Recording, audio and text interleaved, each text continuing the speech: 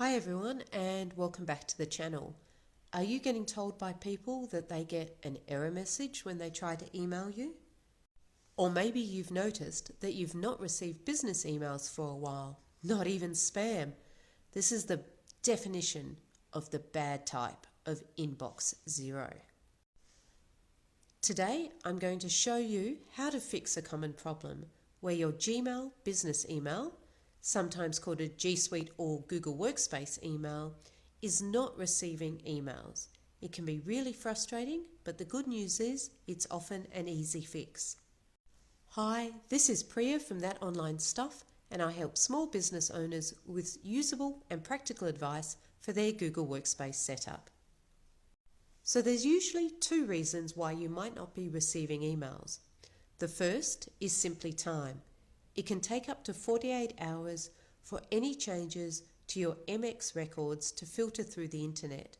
So if it's been less than 48 hours since you set up Google Workspace and activated Gmail, set yourself a calendar task to come back after 48 hours and check again. And just in case you were wondering, MX records are like snail mail addresses. They tell computers where to deliver your email, and sometimes it can take a while for all connected computers to get the message.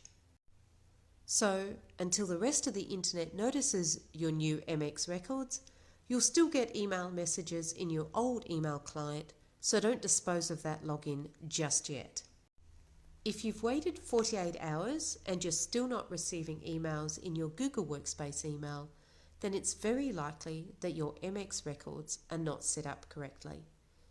Think of it as if you'd accidentally given someone the wrong postal address. You're still able to send out mail without a problem, but nothing gets delivered to you. The first thing to do is check that you've set your MX records up correctly and that they're actually pointing to the Google Mail server. You'll go to MX Toolbox and enter your domain name. Click on MX Lookup. If the response doesn't look like either of these images, then you've got an issue with your MX records and you'll need to follow the next few steps. So the first thing you'll need to do is head over to your domain registrar. I'm using an Australian company called Digital Pacific, and for all you Aussies, I highly recommend them. There's local support and they're extremely knowledgeable. Okay, back to it. So this process will work for any domain registrar, but the screens might look a little different depending on what company you're using. Go to the section where you can update your domain's MX records. This is usually called DNS settings, manage DNS, mail settings, DNS management, or similar. If you're not sure how to get there, try searching for DNS in your registrar's support area to get the appropriate steps. Review your existing DNS records and delete any non-Google MX records that might already be there.